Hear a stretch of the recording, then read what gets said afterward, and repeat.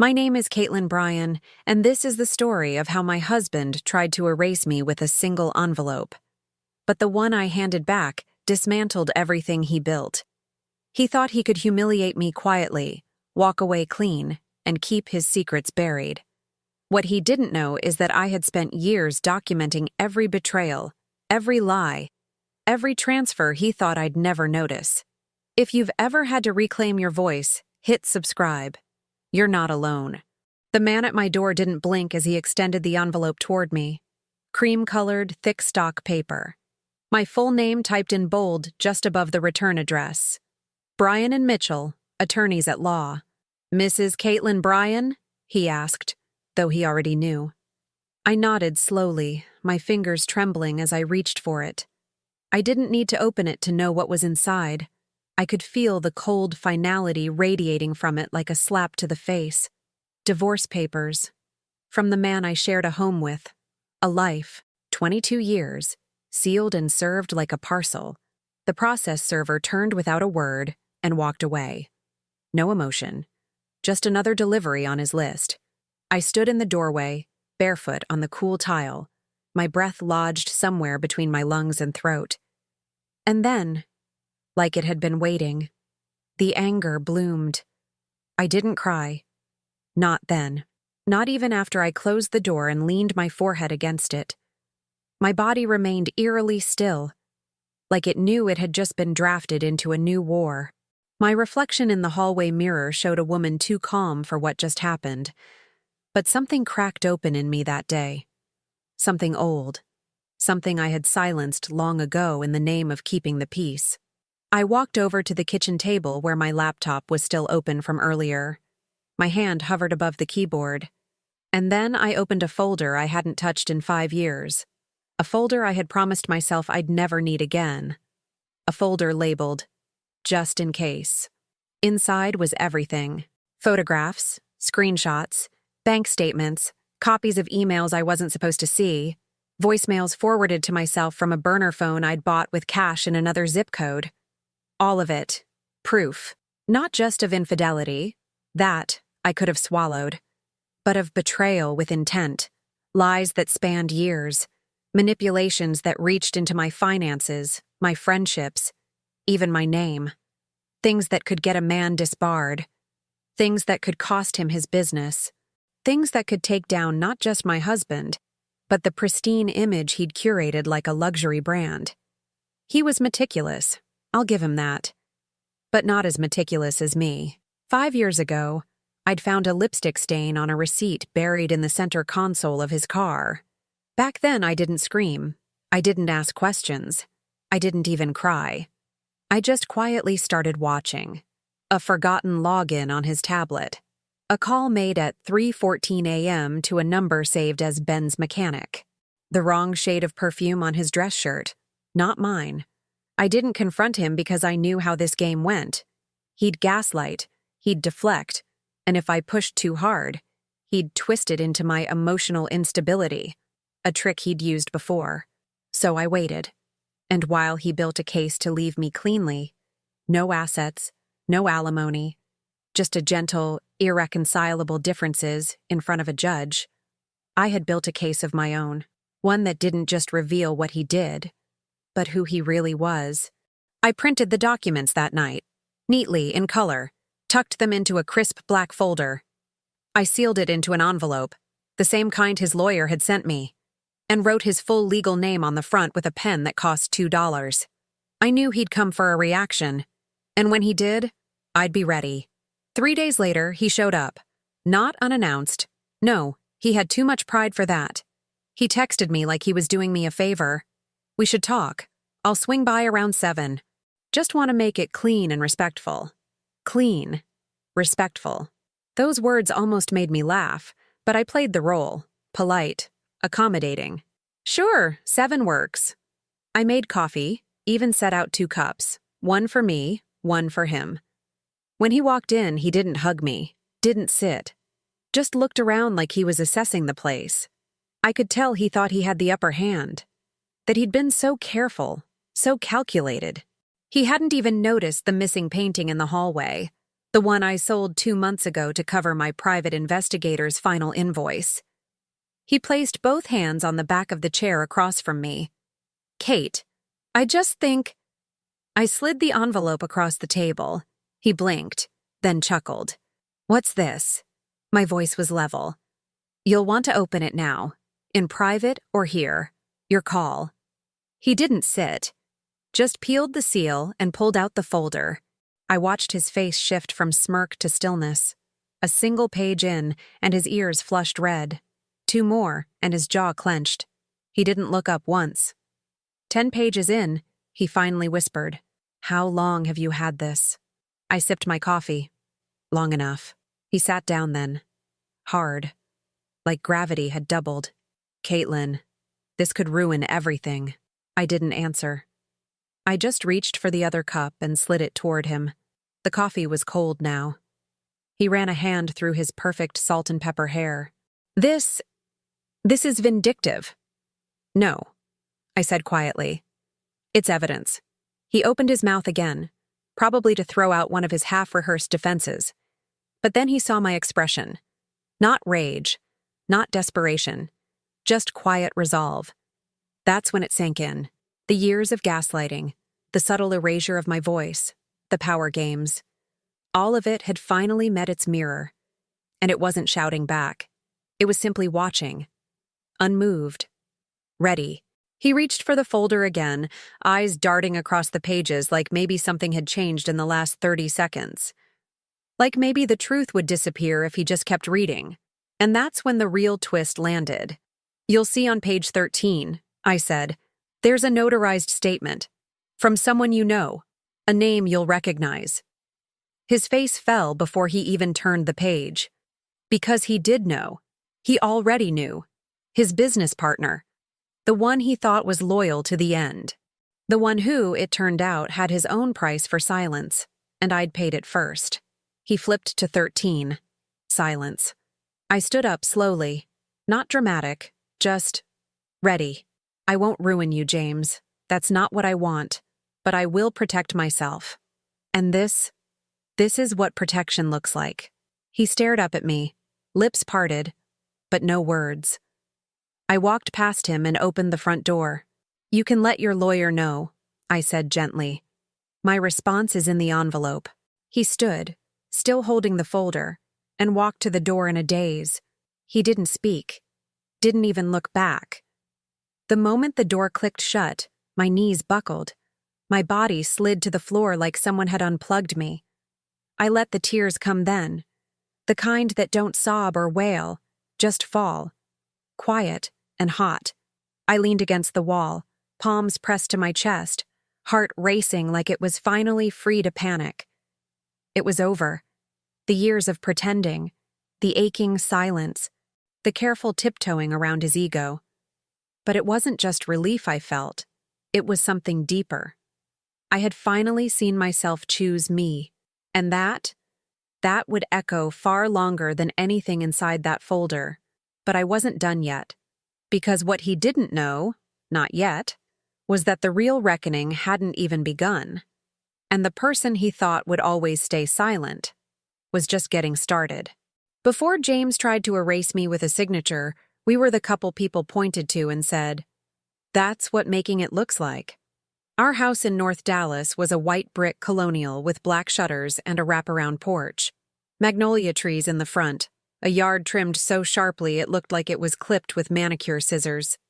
Inside, there were polished floors, framed degrees, and curated candids of vacations and galas. It was a life that smelled like bergamot and vanilla, sounded like jazz in the evenings, and moved in predictable rhythms. And for a long time, I loved those rhythms. I woke up at 6 each morning. French press, 2 spoons of raw sugar, always in the blue mug. Morning yoga in the upstairs studio James had built me for our anniversary, a space filled with light, houseplants, and soft linen curtains. Then I'd plan my day. Client calls for my interior styling business, check-ins with vendors, sometimes just reorganizing the art wall of a new client's home. I built that business from nothing. While James climbed through corporate law and earned the title of partner before he was 40, I found joy in subtler things: texture, lighting, balance. I made people's spaces feel like sanctuaries. People admired our balance. Caitlyn and James, beauty and brains. We hosted dinner parties with place cards and live music. He poured wine like a sommelier, made clever jokes that never crossed the line. I made people feel welcomed, seen. Looking back, it wasn't balance. It was performance. James had the kind of charisma that made waiters lean in and bosses take notes. He listened with his chin slightly tilted, made people feel like their words had gravity. But underneath the polish was a man who needed the world to orbit him. And I was too busy keeping the lights warm to notice how much I dimmed my own. In the early years, it was small things. He'd tease me about my taste in books, too sentimental, or brush off my suggestions in front of his friends with a laugh and a kiss on the forehead. The first time I got a big commercial client, he smiled but said, "Well, now you're officially too busy to make dinner." I laughed with him. That was the pattern. I laughed with him, even when the joke was on me. But love does that. Or at least, hope dressed up as love. For a while, I believed I had something rare, a partnership where we each brought different tools to the table. He handled numbers, strategy, future-proofing. I brought softness, ambiance, beauty. I told myself we were two halves of one legacy. What I didn't see was how mine was being absorbed into his.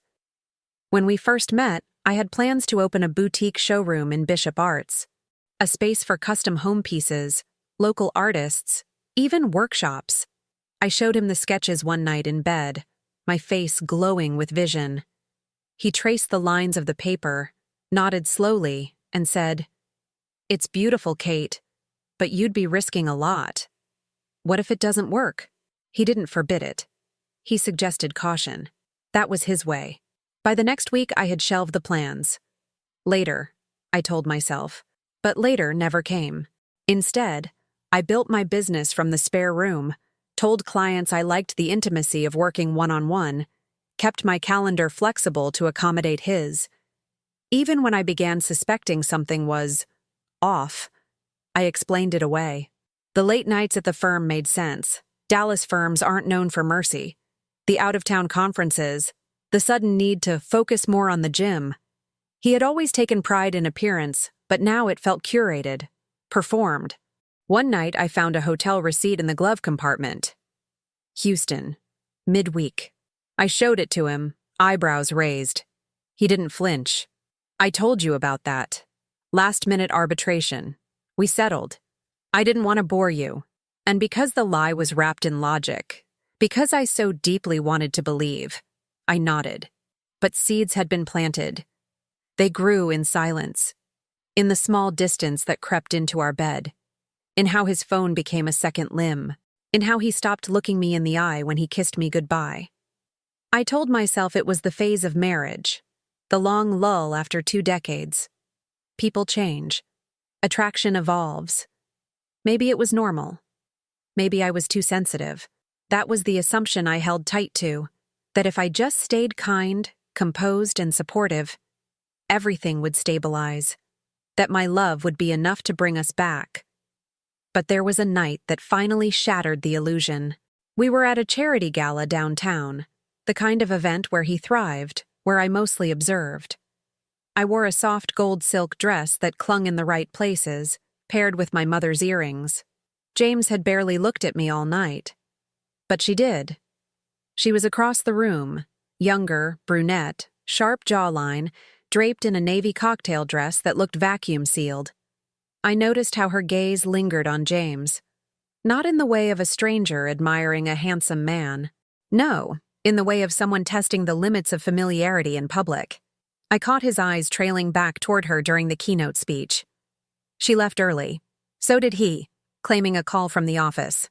That night, I lay in bed fully dressed, waiting.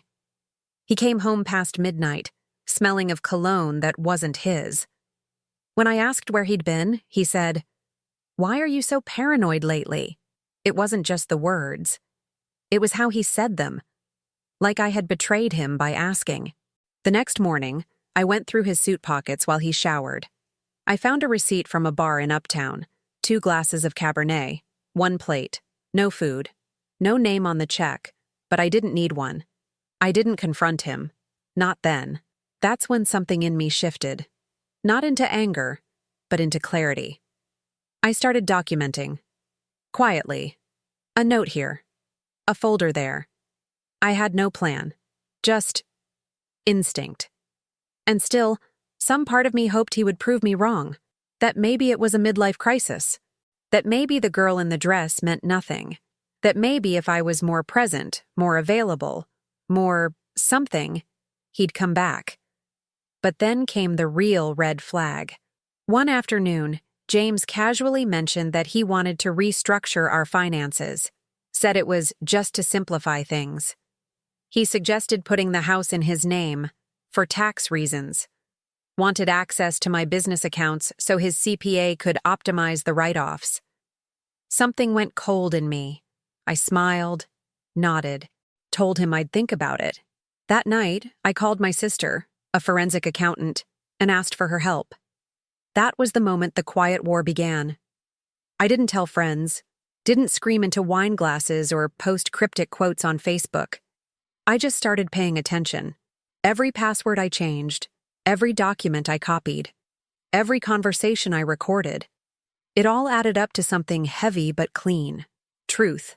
Unfiltered and preserved. And still, for another year, I stayed. Why?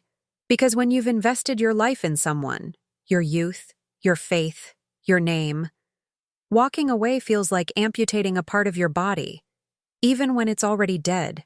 But I began making quiet space for a future without him. Bookmarked apartments, secret Pinterest boards, created distance in small ways, reclaimed little freedoms. And yet, the official betrayal still blindsided me.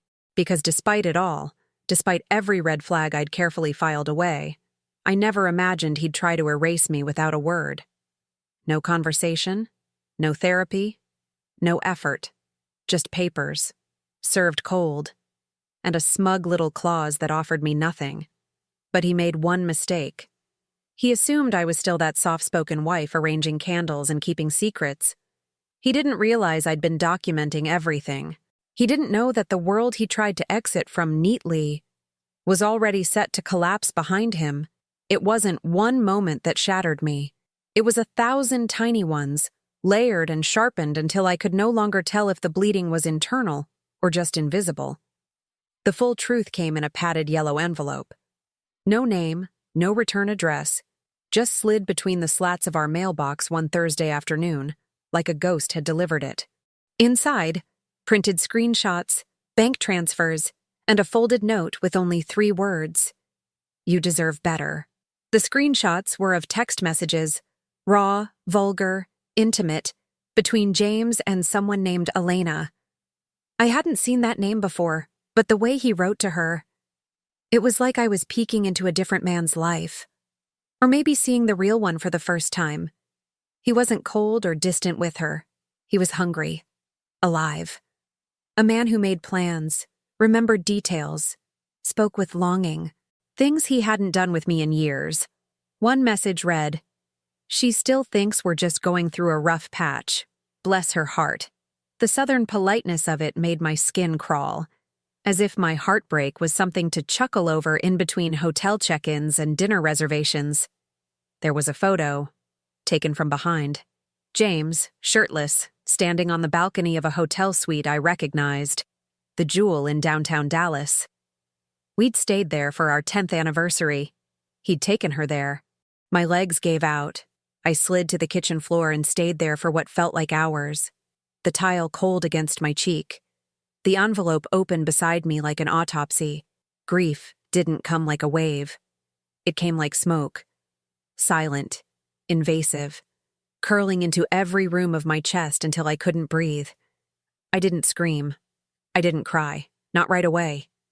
I just stared at the ceiling and thought, this is the moment they write songs about. This is the scene in the movie where the camera pulls back and the woman breaks. But there was no camera, no score.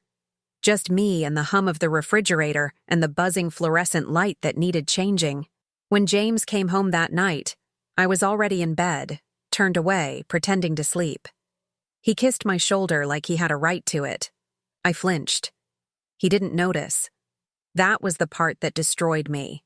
Not the cheating, not the lies, but how easy it was for him. How routine. How practiced. Like he'd rehearsed it with someone else's heart first. The next morning, I made him breakfast. Eggs, turkey bacon, coffee in his favorite mug. He smiled, touched my wrist, said I was glowing. I smiled back, and something inside me snapped in half. I spent the day in a trance. I canceled meetings.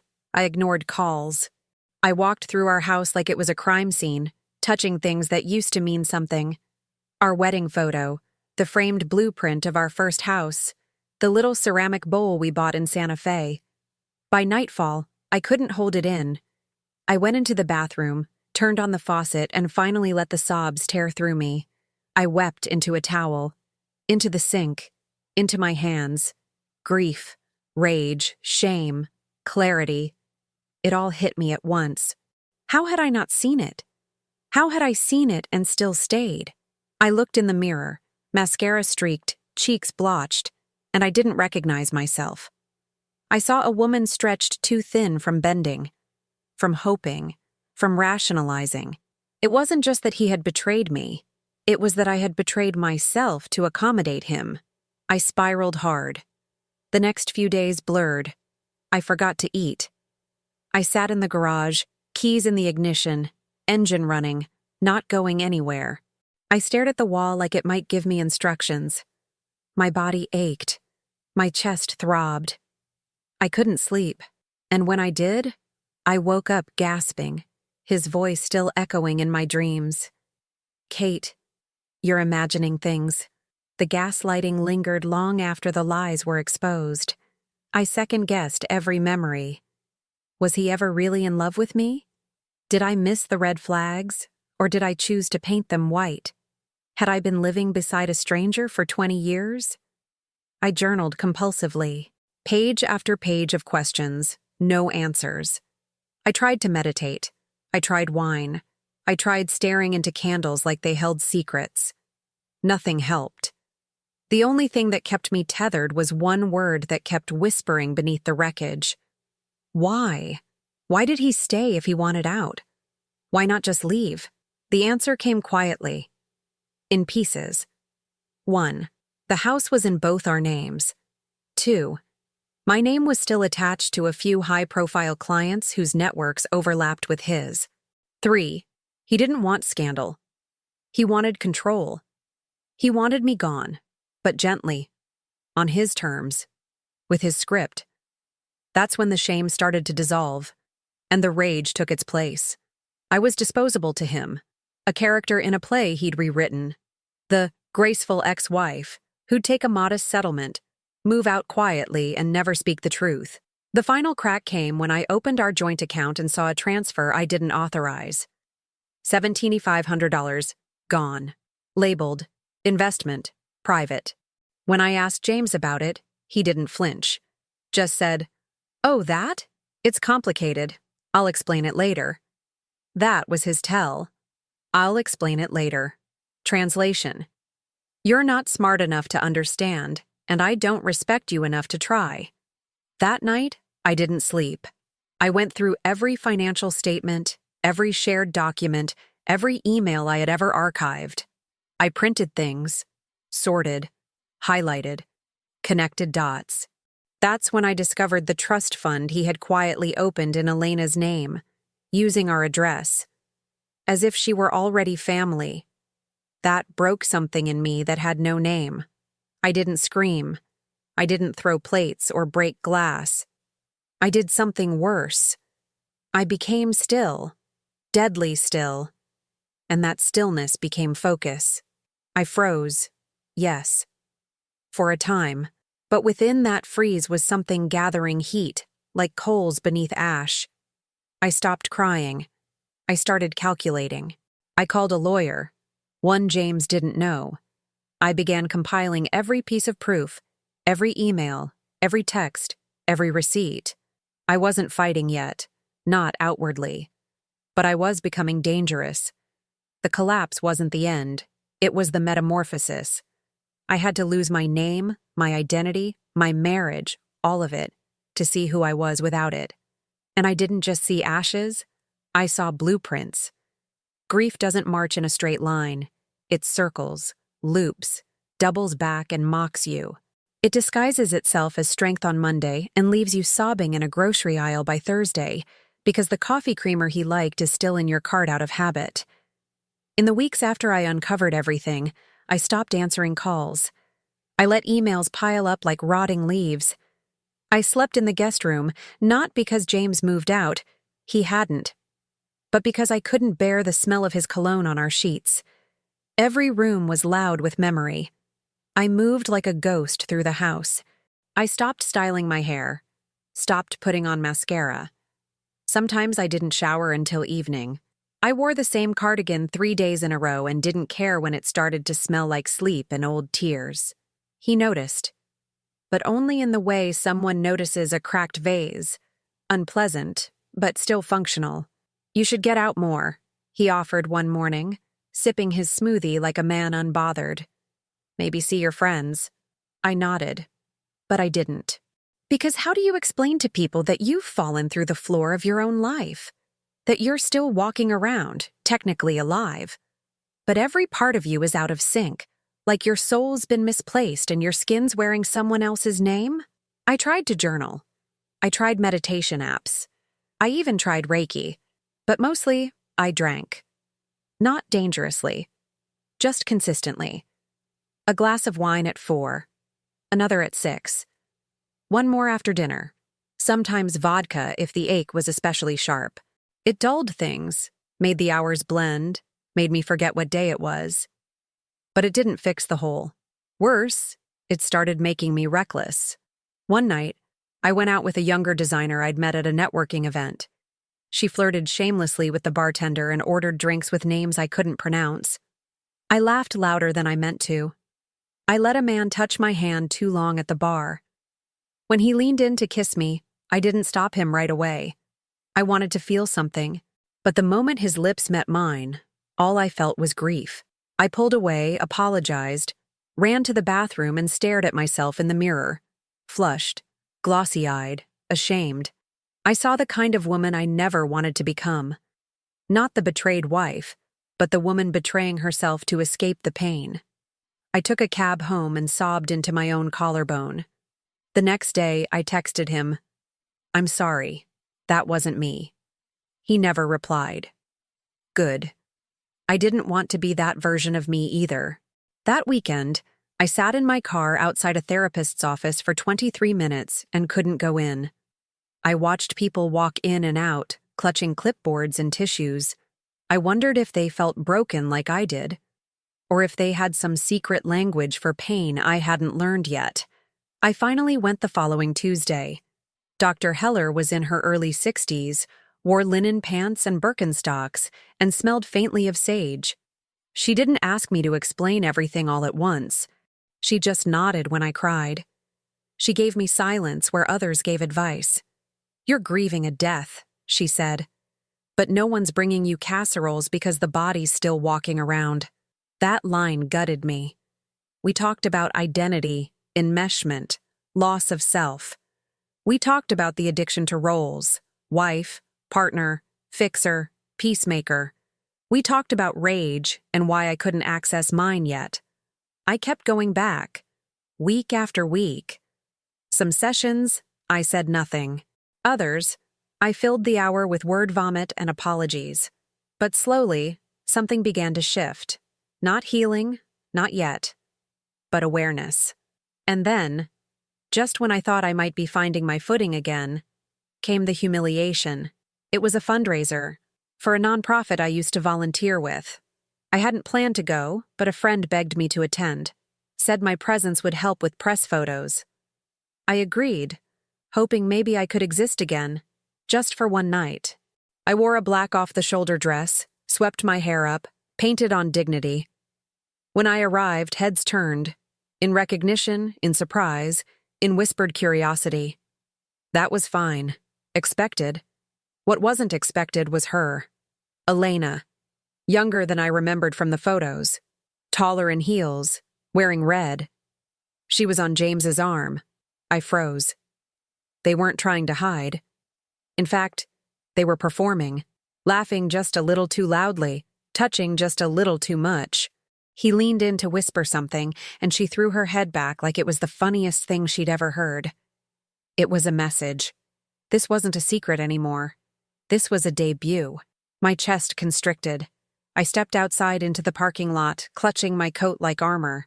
I tried to breathe, but it felt like I was breathing through fabric. And then, a voice. "You don't have to go back in there." I turned. It was Vanessa, a friend of my late mother's, someone I hadn't seen in years. She placed a hand on my arm and looked me dead in the eye. "I knew your mother well," she said. "She didn't raise a woman to cower like this." I laughed, a bitter, broken sound. "She raised a woman who stayed too long and gave up too much." Vanessa didn't flinch. "Then maybe this is where you choose differently." She didn't give me a speech. She gave me permission. That night, I drove home and sat in the dark in my driveway, staring at the porch light James had installed with motion sensors. I turned it off. It was symbolic, small, but necessary. That week, I told Dr. Heller I wanted to separate our finances, not just practically, but spiritually. "I need to untangle my life from his," I said, piece by piece. She nodded. "That's not strategy. That's sacred." So I made a list: bank accounts, titles, passwords, social circles, habits. Then came the hard part. My sister, the one who had always defended James, the one who once told me, "You'll never do better than him." I stopped answering her calls. I knew she loved me, but she loved the idea of us more. The image, the couple in the Christmas cards. Cutting her off felt like yanking out a root with no anesthesia. But sometimes survival means pruning what won't stop bleeding. The sacrifice was necessary, and with that came the rebuild. I got sober, not from alcohol, but from denial. I started walking every morning before sunrise. Not for fitness, but for proof that I could still move forward before the world even woke up. I sold 3 pieces of antique furniture I used to love and replaced them with things I picked. Just me. Bright, modern, sharp lines. I changed the lock on the upstairs studio, reclaimed it. I lit candles for no reason. I spoke affirmations I didn't believe yet. I played jazz in the mornings again. I wasn't healed, not even close. But I was honest now. And from that honesty came power. Small, quiet, but mine. It started with my hands. I hadn't realized how still they'd become, always clenched, folded, resting, as if waiting for instructions. But one morning, sitting at the kitchen table, I picked up a pencil and began sketching. Lines at first, then curves, then shadows, a lamp, a chair, a window. My body didn't know it, but my spirit was leaving breadcrumbs, showing me how to return home to myself. That sketch became the first draft of a new design. A minimalist gallery wall for a boutique hotel I'd once dreamed of styling before life got too full of compromise. I sent it on a whim. No introduction. Just an email with a subject line that read, "If you're still looking for something fresh." The owner replied in less than an hour. 3 days later, I walked into a conference room and pitched the full concept. Color palettes, textile samples, spatial layouts. I spoke without notes. I didn't try to charm them. I didn't second-guess my voice. I simply showed up. They approved it on the spot. That was the beginning. Not of a comeback. I didn't want my old life back. This was something entirely new. I registered the business under my own name, Caitlyn Bryan Interiors. No more hiding behind his last name or our shared image, just mine. I redesigned the guest room and turned it into a proper studio.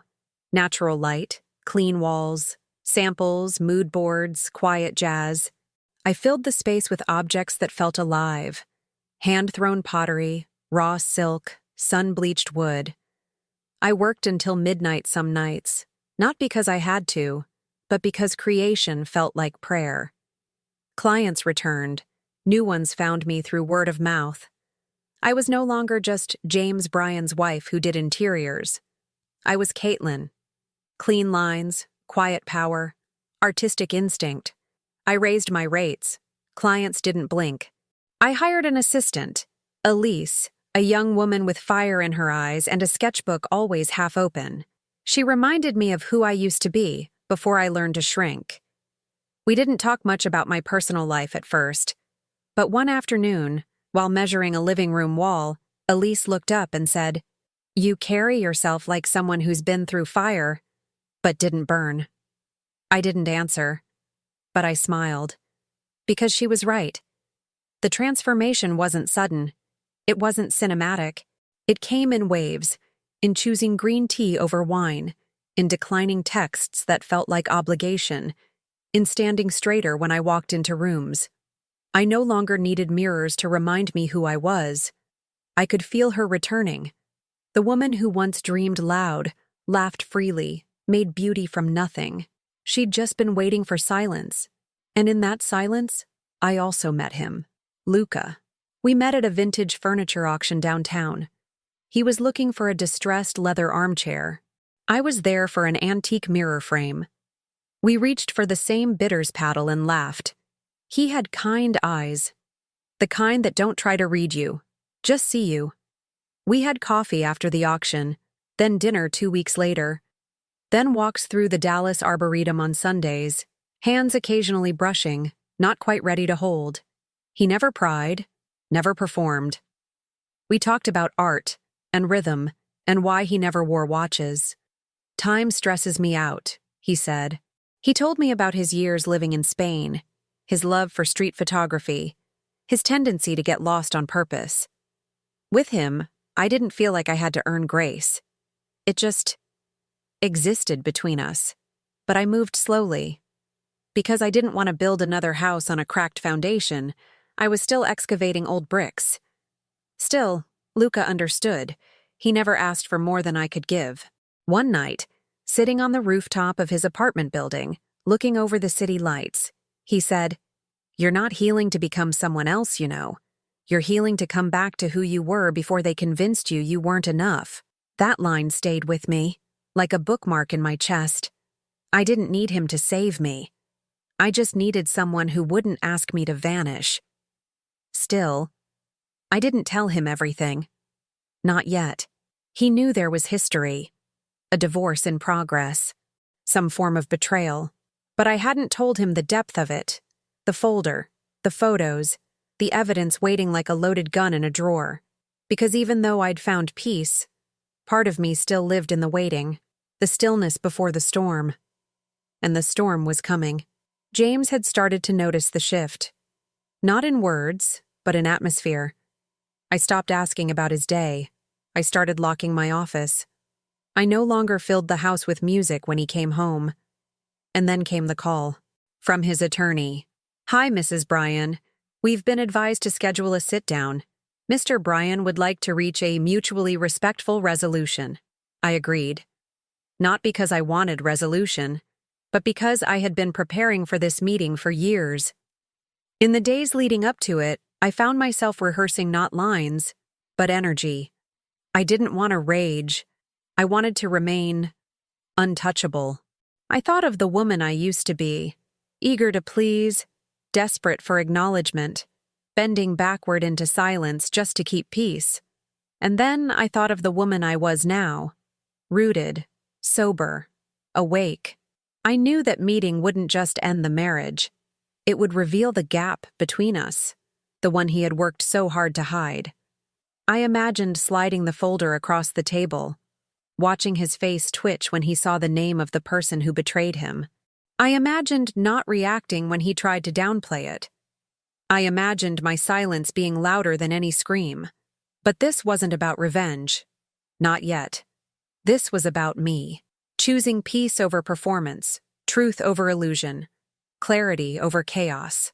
I spent the night before the meeting alone in my studio. I lit candles, reviewed my documents, read old journal entries and whispered thank you to the woman who wrote them, even the broken ones. I texted Luca. "Tomorrow's the meeting. He replied within seconds, "You're not alone, even when it feels like you are." I didn't reply, just sat in that truth for a while. I had built a new life, one rooted in self-respect, not survival. And nothing, not even James's presence, could unravel that. Still, as I lay in bed that night, staring at the ceiling fan, I felt it rising again. Not fear, not doubt, just readiness. Something in me had been waiting for this moment. And in the morning, when he would sit across from me thinking he still held the pen, I would show him. The story was mine now. The conference room smelled like new carpet and stale espresso. 2 legal assistants whispered behind a partition, the way people do when they know something private is about to get loud. But I wasn't here for noise. I didn't need to raise my voice. My silence alone was louder than anything I'd ever said during the marriage. I sat at the long mahogany table. Not at the end, in the center, like a negotiator. My folder was in front of me, neat, clipped, unopened.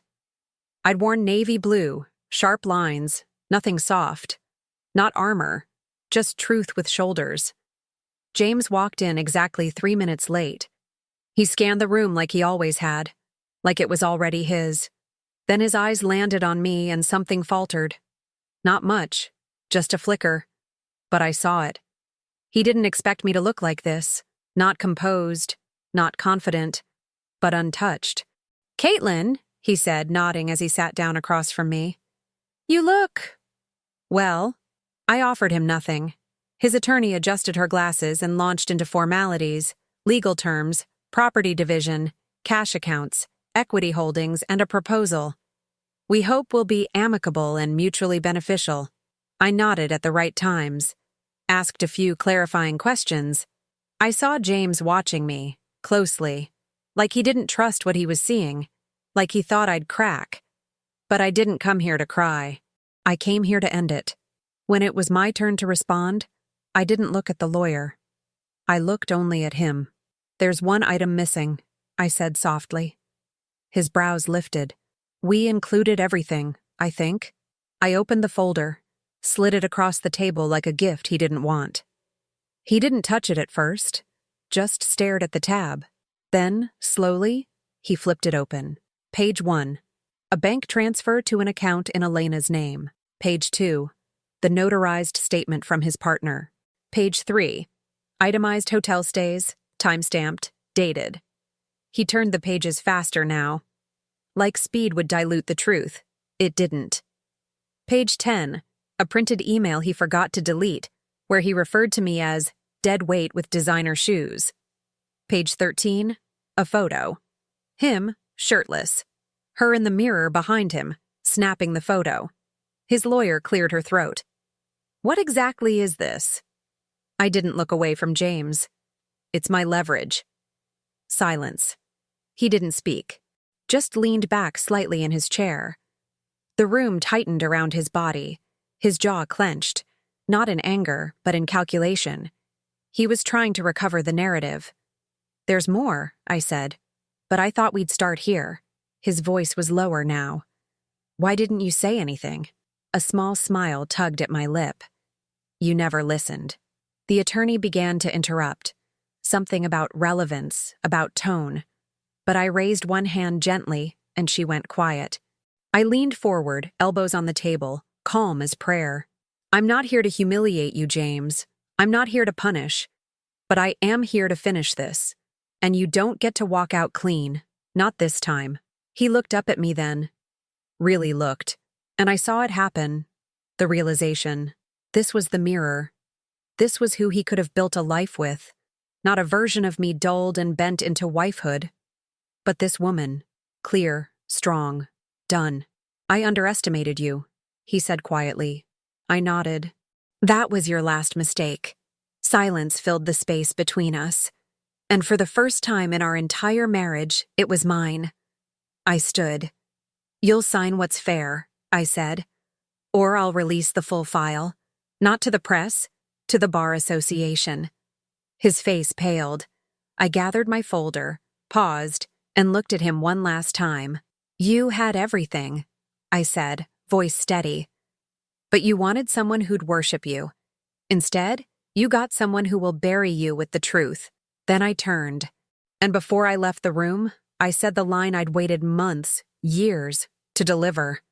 No drama. Just wait. She can have the man I survived. I hope she's stronger than I was. His shoulders dropped. His hands fell from the armrests. That was it. Not tears, not anger. Just collapse. His lawyer called after me. I didn't stop.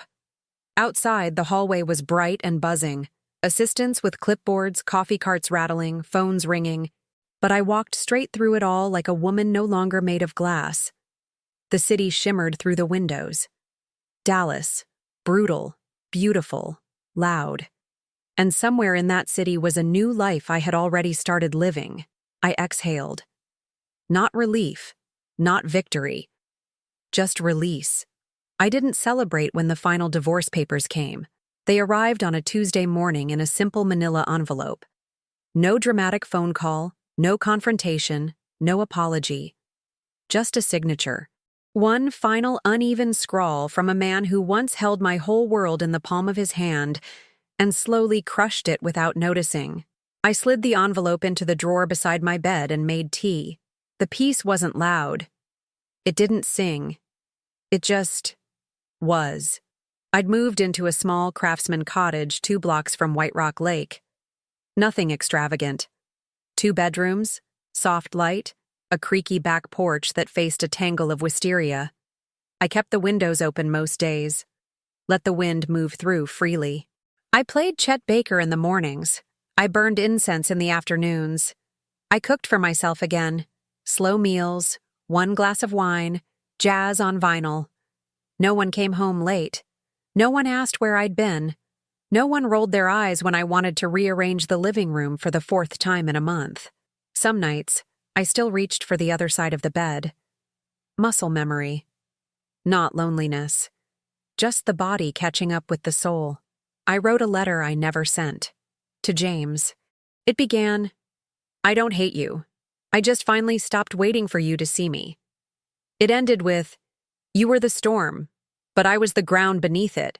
I folded it, sealed it, and burned it in a ceramic dish on the porch as the sun dipped below the trees. The flame caught quickly, then slowly dissolved into a curl of smoke that drifted up into the lavender sky. I didn't need closure from him. I just needed to release the version of me that kept begging for it. I started journaling again, not to analyze pain, but to document joy. The kind that doesn't announce itself. A perfectly ripe peach. A client who cried seeing her space transformed. A handwritten thank you note from Elise. Watching an old woman dance barefoot at a park concert without a care in the world. Joy, I learned, wasn't a flood. It was a drip. And if you were still long enough, it filled you without you even noticing. Luca stayed in my life. Gently. Unobtrusively. He never pushed. Never asked for more than I could offer. He left small things. A pressed flower between book pages, a photo strip from an old booth tucked in my wallet, a text that read simply, "The moon looks like you tonight." We didn't talk about forever. We talked about now, and that was enough. One morning, walking along the lake, I saw a little girl riding her bike in crooked loops. Her father ran behind her, arms half outstretched, not quite catching, not quite letting go. She wobbled, laughed, screamed. "I've got it!" she yelled over her shoulder. He didn't run faster, just slowed down, letting her lead. And I thought, that's love, not grip, not rescue, just presence. That afternoon, I opened the last of the boxes from my old life. Inside was a framed photo of James and me at our wedding. I studied it for a long time, not with pain, but with curiosity. We looked young, hopeful, polished, but I could see it now. Even then, I was leaning into him just a little too much. I set the photo face down. Then I picked up a different frame. One of me and Elise at our first gallery install, laughing with paint on our jeans and no makeup. I placed it on the mantel. New roots. My business grew quietly. Word of mouth. Client referrals. A small feature in a local magazine titled Designing with Soul. The article called me a woman who brings softness to power. I cut it out and pinned it on the wall of my studio, not for ego, but as a reminder. That strength didn't always roar. Sometimes it whispered, and sometimes it just stood still. On the anniversary of the day I was served, I wrote one more letter. This one to myself. It said, "You didn't just survive. You rebuilt without blueprint. You walked through fire and came out fragrant. You are not what happened to you. You are what you chose next." I folded it gently and tucked it into the first page of a new journal. Then I walked to the mirror. And for the first time in years, I didn't see someone recovering. I saw someone arrived.